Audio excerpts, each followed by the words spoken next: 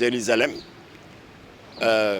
comporte des lieux saints des trois grandes religions monothéistes révélées. Le christianisme avec le Saint-Sépulcre, le judaïsme avec le mur de lamentation et l'islam avec le troisième lieu saint de l'islam, Masjid al-Aqsa. C'est pour toutes ces raisons que l'Organisation des Nations Unies, en demandant au monde arabe de bien vouloir héberger les survivants de l'Holocauste, notamment les Juifs, avait pris la précaution de placer Jérusalem sous mandat international. Et donc tous les chefs d'État américains qui sont passés ont respecté ce statut. C'est lorsque Donald Trump est venu que ce calendrier, cet agenda diplomatique consensuel a été chamboulé.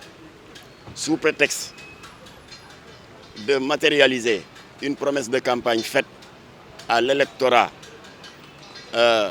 américano-juif, il a matérialisé cela en leur octroyant, comme sur un plateau d'argent, comme s'il s'agissait d'un bien qu'il avait hérité de ses propres parents, Jérusalem.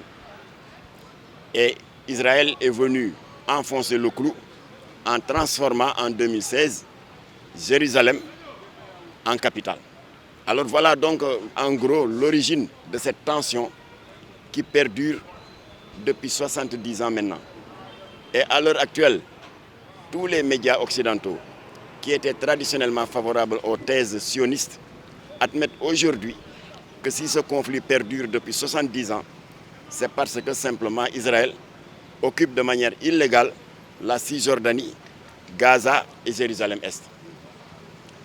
Et ce qui s'est passé récemment, les tueries auxquelles on assiste, ont été déclenchées simplement par une petite étincelle qui a fait exploser toute la poudrière. Il s'agit d'un problème foncier.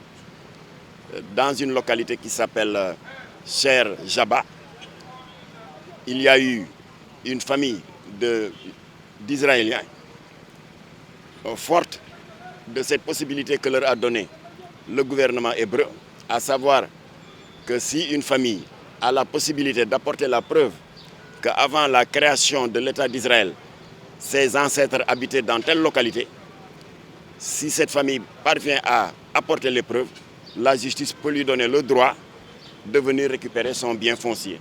Et c'est ainsi qu'il y a eu une trentaine de familles palestiniennes, le lundi 10 mai dernier, qui ont été injustement expropriées de la terre de leurs ancêtres.